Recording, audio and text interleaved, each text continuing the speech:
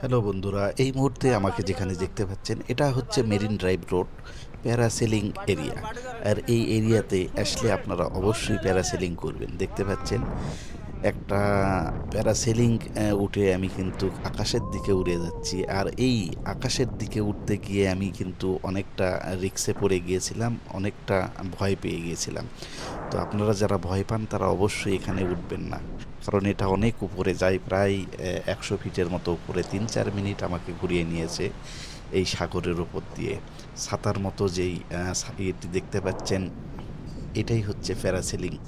So এখানে আমি সবচেয়ে প্রবলেমে পড়েছিলাম ক্যামেরাটা নিয়ে, যেটাকে আমি শেষ মুহূর্তে বিপদের মুখে পড়ে গিয়েছিলাম, কারণ নামার সময় এই প্যারাসেলিংটাকে আমি কন্ট্রোল করতে পারছিলাম না।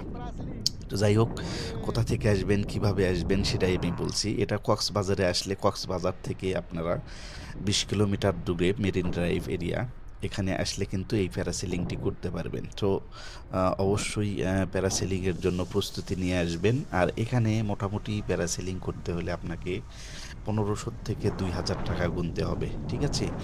আর ক্যামেরা নিলে অবশ্যই আপনাকে সেফটি ভালোভাবে নিতে হবে। সো দেখতেই পাচ্ছেন আমি ক্যামেরাটি নিয়ে প্যারাসেলিংয়ের যে সেফটি গার্ড রয়েছে সেগুলো নিয়ে কিন্তু উপরে চলে এসেছি।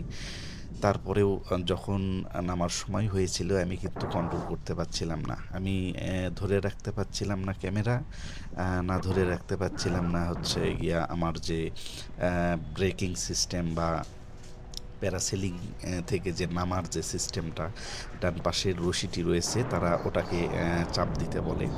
আর এই চাপ দেওয়ার সময় কিন্তু আমি টানতে পারছিলাম, এত পরিমাণ বাতাস হচ্ছিল উপরে, আর এত উপরে চলে গিয়েছিল, আমি অনেকটা ভয় পেয়ে গিয়েছিলাম এবং ঘাবড়ে গিয়েছিলাম।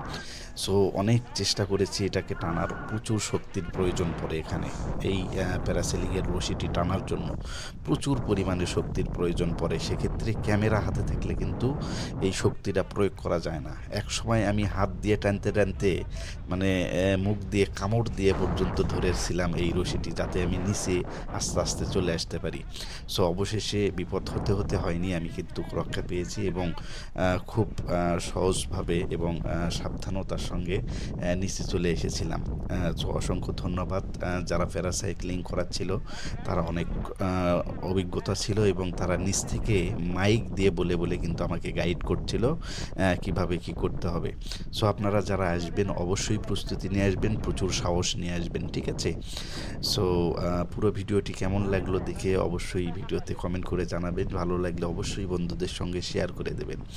সো নেক্সট ভিডিও কি দেখতে চান কক্সবাজারের, সেই ভিডিও সম্পর্কে কমেন্ট করবেন।